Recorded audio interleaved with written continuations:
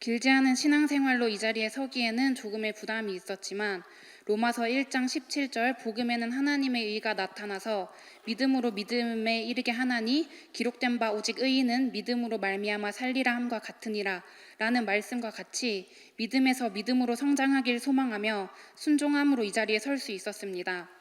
저는 23년 전 부산에서 태어나 불신자 집안에서 자랐습니다. 한국의 평범한 4인 가정에서 무탈하게 자라는 중 부모님의 권유로 초등학교 4학년 때쯤 장로교회에 가게 되었습니다. 주일학교를 다니며 부모님이 집사님인 친구들이 부러웠습니다. 속으로는 우리 부모님도 교회에 오셨으면 좋겠다고 생각했지만 하나님이 누구시냐고 묻는 질문에도 제대로 대답을 못한 저였기에 교회에 나오라고 당당하게 말하지 못했습니다. 그렇게 10년간 장로교회를 다니며 말씀이라고는 창세기밖에 몰랐습니다. 그 당시에는 말씀을 깨닫지 못했었지만 천국과 지옥, 하나님에 대한 존재와 하나님이 살아계심은 믿고 있었기 때문에 내 필요에 의해 기도했었고 마음속에는 찔림이 있었습니다. 학창시절 가장 중요한 시기라는 고등학교 3학년 초에 매년 참여했던 성령 부흥회에 다시 가게 되었습니다. 그렇게 열심히 기도했던 학교에 입학한 후 공부하느라 알바하느라 당시 제게 가장 중요한 것은 진학이었기에 원하는 대학에 붙게 해달라고 간절히 기도했습니다. 그렇게 열심히 기도했던 학교에 입학한 후 공부하느라 알바하느라 세상에서 놀러 다니느라 갖가지 핑계로 대학에 진학함과 동시에 서서히 교회와 멀어지게 되었습니다. 그렇게 저의 대학생활 4년을 보냈습니다.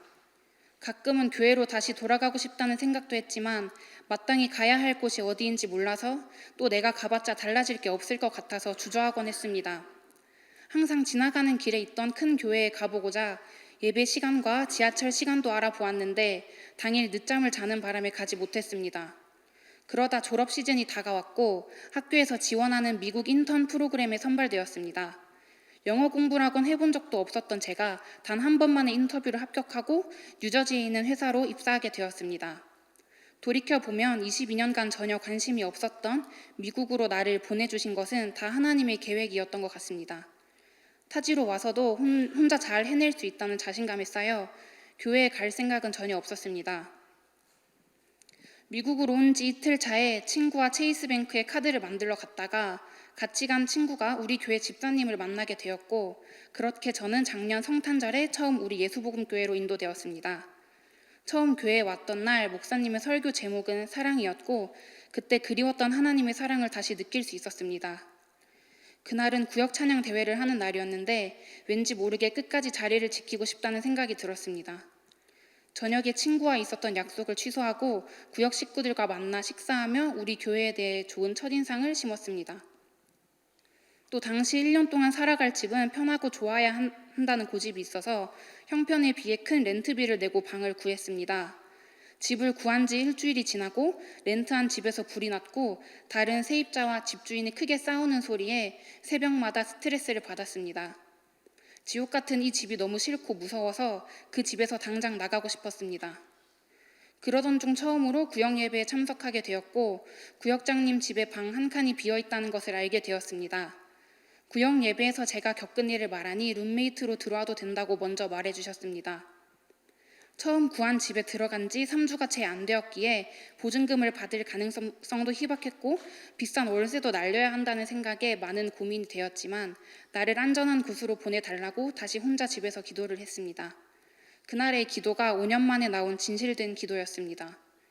바로 다음 날 용기 내어 구역장님 집에 룸메이트로 용기 내어 집주인에게 말을 꺼냈고 집주인도 미안하다며 보증금을 전부 돌려주었으며 마침 비어있던 구역장님 집으로 룸메이트에 들어오게 되었습니다. 그 후 주일 예배, 구역 예배를 참석하게 되었고 지금은 금요 예배, 로고스, 부서 모임, 헌신까지 최선을 다해 참석하려 하고 있습니다. 미국으로 오기 전에는 여행을 많이 다녀야겠다는 계획이 있었기에 이렇게 매주 교회에 올 생각은 없었습니다. 다른 인턴 친구들은 시간이 아깝다며 여행 가자고 부추기거나 회사에서도 윤지님은 왜 여행 안 가냐고 물었을 때 저는 주의를 지켜야 하기 때문에 여행을 안 간다고 했습니다. 마태복음 5장에 심령이 가난한 자는 복이 있나니 천국이 저희 것이며 의를 위하여 핍박을 받은 자는 복이 있나니 천국이 저희 것임이라 라는 말씀을 붙들고 남들 앞에서 내 입으로 믿음의 고백을 처음 해보았습니다.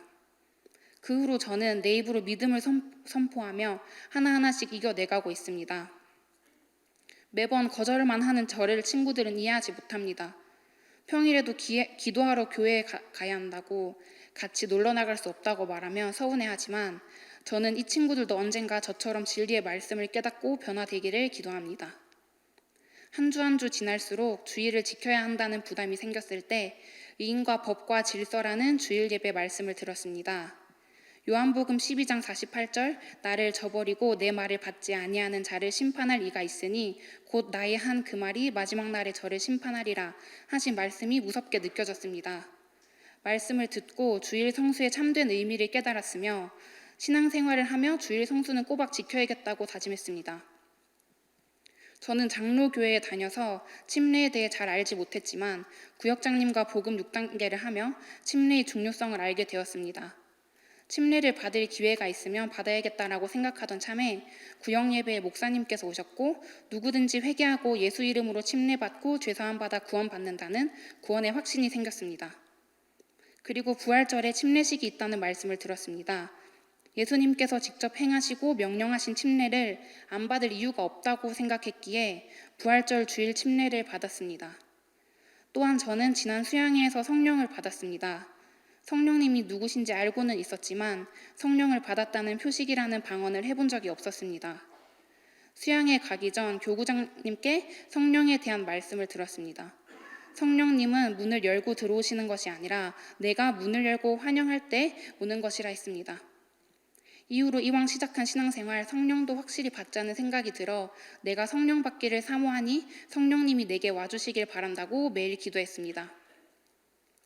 그리고 성령 받기 전에는 회개를 해야 한다는 말씀에 회개를 시작했습니다. 여태까지 생각하지 못했던 나의 잘못과 죄들이 생각났고 그런 것들을 진심으로 회개하자 방언이 나왔습니다. 방언을 하게 된 것이 너무나도 기뻤습니다. 전에는 어둡고 캄캄한 곳을 혼자 다니는 것이 무서웠는데 성령님을 영접하고 난 후에는 내가 혼자가 아니라는 생각이 들었습니다. 몇 개월 전까지만 해도 성령이 뭔지도 몰랐던 나였는데 성령을 받고 구역원들과 그 기쁨과 간증을 나누게 되니 스스로가 변했음을 다시 한번 실감했습니다. 모든 일은 내가 하는 것이 아니라 하나님께서 역사해 주실 때 이루어진다는 것을 체험하였습니다. 성령을 받고 새벽에 회사로 출발하여 피곤한 육체를 이끌고 출근을 해야 했습니다. 성령을 받고 난 직후의 기쁨과 거룩함을 빼앗기지 않게 해달라는 기도가 나왔습니다. 출근을 하고 직원 분량의 일을 시키던 매니저님이 윤지는 피곤하니까 미팅에 들어오지 말고 쉬면서 자리를 지켜달라고 했습니다. 저는 다시 한번 하나님이 나를 지켜주고 있다는 생각이 들었습니다. 수양회에서 성령을 받고 진리의 말씀이 더 깨달아지면서 주중에도 꼬박 교회에 나와 기도하려는 저의 모습을 보고 스스로 많이 놀랐습니다. 이전에는 세상에서의 즐거움과 친구들과의 약속이 최우선이었던 저였지만 지금은 신앙생활이 저의 최우선이 되었습니다. 이 또한 내가 한 일이 아닌 하나님이 그 자리로 부르셨다는 생각이 들 때마다 나는 복된 영혼이다, 참 감사하다는 생각이 듭니다. 한 번은 갑자기 어깨가 빠진 것처럼 아팠습니다. 전혀 이런 적도 없었는데 왼쪽 팔을 쓸 때마다 이유 모를 아픔이 느껴졌습니다. 기도를 하면 나을 거라는 믿음으로 혼자서 팔을 잡고 기도를 했습니다. 그랬더니 바로 다음 날 통증이 사라졌습니다. 또 하루는 산책을 하다가 넘어져 발을 다쳤습니다. 작년에도 같은 발을 다쳐서 한 달간 휠체어를 타고 다녔기에 한국에 가서 치료를 받아야 하나라는 순간의 걱정이 들었지만 길거리에 앉아서 곧장 기도를 했고 걷지도 못할 것 같았던 아픔이 사라졌습니다. 구역장님께서 저를 데리러 오셨고 함께 기도를 하러 교회에 갔습니다. 믿는 자에게는 이러한 표적이 따르리니 병든 사람에게 손을 얹은 즉 나으리라는 말씀을 주시며 함께 기도했습니다. 원래라면 붓기와 통증이 오래 가야 하지만 그 후로 걷고 생활하는 데 전혀 지장을 받지 않았고 나음을 입었음에 확신을 가졌습니다. 할렐루야. 제가 미국으로 오게 되며 동생도 입대를 했습니다. 한국에 있는 저희 어머니는 디데이를 세며 제가 한국으로 돌아갈 날만을 기다리고 있습니다. 미국으로 떠나기 전 1년 뒤에 꼭 다시 돌아오겠다고 약속했습니다. 작년 이맘때 미국 내 저의 직장이 정해진 후 제 소망은 미국에서 1년 여행 잘 하다가 한국으로 돌아간 후에 좋은 직장에 취업하고 부모님께 효도하며 평범히 사는 것이었지만 예수복음교회로 온 뒤로 지금까지 있었던 일들, 나를 말씀으로 붙잡아 주시고 진리로 인도해 주신 일, 지금 이 자리에서 서게 된 것, 그리고 앞으로 있을 일까지 하나님의 계시라는 것을 깨달았습니다. 저는 진리의 말씀을 깨달음으로 우리 예수복음교회에서 순종하며 평생을 살기로 결심하였습니다. 이 모든 것은 단지 말씀을 깨달음으로 모든 것을 부인할 수 없기 때문입니다. 할렐루야. 하지만 부모님께 미국에 남고 싶다는 말을 꺼내기가 너무 어려웠습니다. 특히 불신자 부모님에게 내가 믿는 진리를 전하고 교회가 좋아서 내가 믿는 말씀이 진리라서 교회에 남겠다고 말을 하기에는 더욱 어려웠습니다. 부모님한테 진리의 말씀을 전해야 한다는 책임감과 어머니 귀에 듣기 좋은 말만 해야 한다는 뭔지 모를 압박감 등 많은 감정이 교차했습니다. 그렇게 6개월을 지나 진짜 교회에 남기로 결정하고 부모님께 알려야겠다고 다짐했습니다. 어머니가 큰 상처를 받지 않길, 그리고 하나님이 나를 택하셨다면 내가 담대하게 말할 수 있도록 도와달라고 기도하고 전화를 걸었습니다. 엄마, 나 여기서 남기로 했어. 내년에도 한국에 못 돌아갈 것 같으니까 나 보고 싶으면 엄마 아빠가 와야 한다고 담대하게 말했더니 어머니는 하고 싶은 거 다 하고 제가 결정한 걸 존중한다며 되려 저를 응원했습니다. 할렐루야. 지금으로부터 몇 주 전 한국에 있는 어머니에게 전화가 와 할머니가 위독하다는 소식을 들었습니다. 어렸을 적 할머니가 저를 키워주셨기에 저와 할머니의 사이는 특별하고 각별한 사이입니다. 할머니는 암 진단을 받으셔서 병원 치료를 해도 소용이 없을지도 모른다고 합니다. 할머니에게 복음을 전해야 한다는 책임감을 갖고 기도했었는데 할머니의 투병 소식을 들으니 마음이 무너졌습니다. 내가 한국에 다녀올 시간적 여유가 있을 때 할머니를 뵈러 다녀와야겠다 생각하여 구역장님께 말씀을 드렸고 회사에 양해를 구했습니다. 헌신이 끝나자마자 다녀와야겠다고 생각했는데 비행기 자리가 도무지 찾아도 생기지가 않았습니다. 할머니를 만나 복음을 전하고 오라는 하나님의 의도인 줄 알았는데 왜 이리 힘들게 하실까라는 생각이 들었습니다.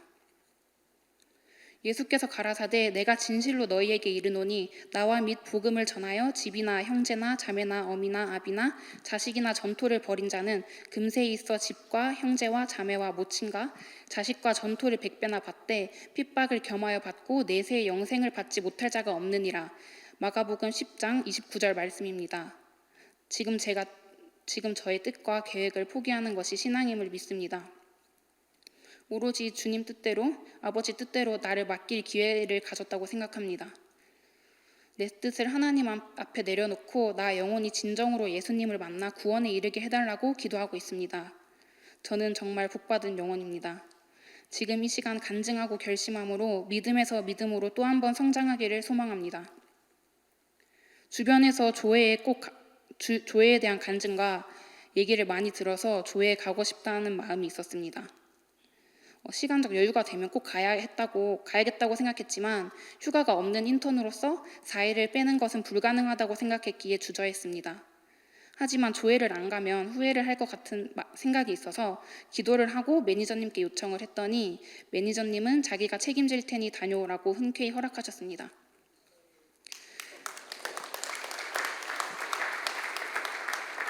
말씀을 깨달으면 깨달을수록 말 그대로 진리라는 생각이 듭니다. 대부분 세상의 젊은 영혼들은 하나님의 존재를 알지도 못하고 인정하지도 않습니다.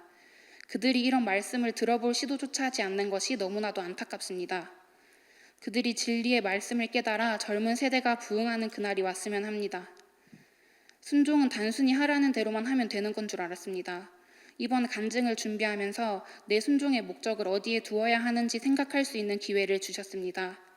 예전의 저였으면 헌신은커녕 주의를 지키는 것조차 어려웠을 것입니다.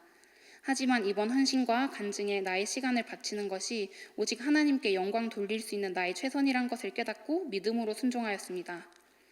그리고 앞으로 제게는 사명이 있습니다. 가족을 인도하여 예수 믿고 구원받게 하는 일입니다. 그리고 내 육체는 나 영혼을 위해 주어진 유일한 기회임을 알기에 지금까지 순종해온 것처럼 교회에 붙어서 순종과 믿음으로 승리하는 삶을 살겠습니다. 진리의 교회를 이끄시고 진리의 말씀을 전해주시는 목사님께 감사드립니다. 혼자라도 가야 할 믿음의 길에 동력자가 되어준 우리 구역 식구들과 비롯한 모든 성도분들께 감사드립니다. 마지막으로 나를 사랑으로 지켜주시고 내 모든 것의 주인 되시는 예수께 영광을 돌리며 간증을 마치겠습니다. 감사합니다.